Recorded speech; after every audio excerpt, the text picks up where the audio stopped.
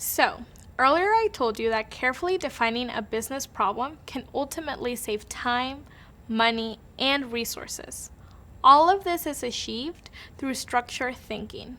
Structured thinking is the process of recognizing the current problem or situation, organizing available information, revealing gaps and opportunities, and identifying the options.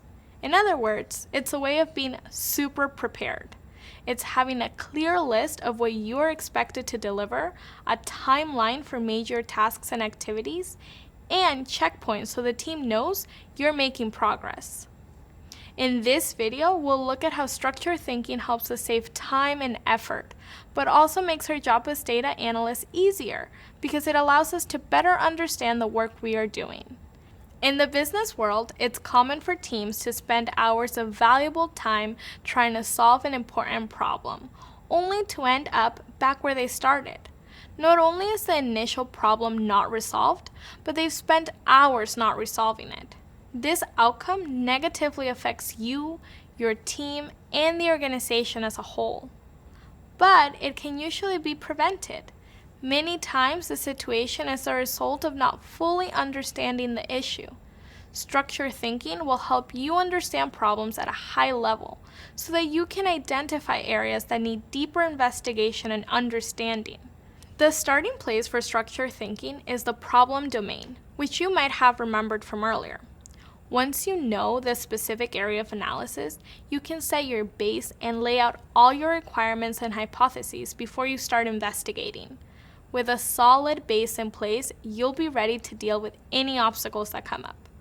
What kind of obstacles? Well, let's say you're asked to predict the future value of an apartment building based on a given data set. You have hundreds of variables, and every one is crucial to your analysis.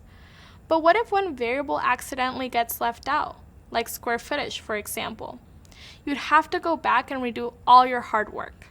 That's because missing variables can lead to inaccurate conclusions. Another way that you can practice structured thinking and avoid mistakes is by using a scope of work. A scope of work, or SOW, is an agreed upon outline of the work you're going to perform on a project. For many businesses, this includes things like work details, schedules, and reports that the client can expect. Now, as a data analyst, your scope of work will be a bit more technical.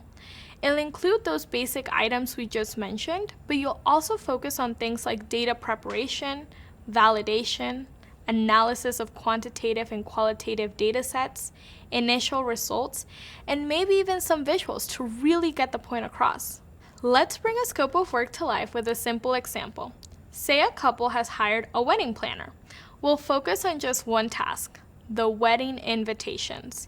Here's what might be in scope of work: deliverables, timeline, milestones, and reports. Let's break down just one of these, deliverables. The wedding planner and couple will need to decide on the invitation, make a list of people to invite, collect their addresses, print the invitations, address the envelopes, stamp them, and mail them out. Now let's check out the timelines. You'll notice the dates and the milestones, which keep us on track. Finally, we have the reports, which give our couple some peace of mind by telling them when each stop is complete. A scope of work can be a simple but powerful tool. With a solid scope of work, you'll be able to address any confusion, contradictions, or questions about the data up front and make sure these sneaky setbacks don't stand in your way. This is a simple example of what a scope of work might look like, but later you'll be able to practice building your own.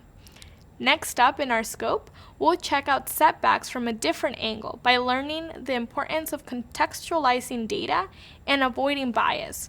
Looking forward to sharing some cool insights with you.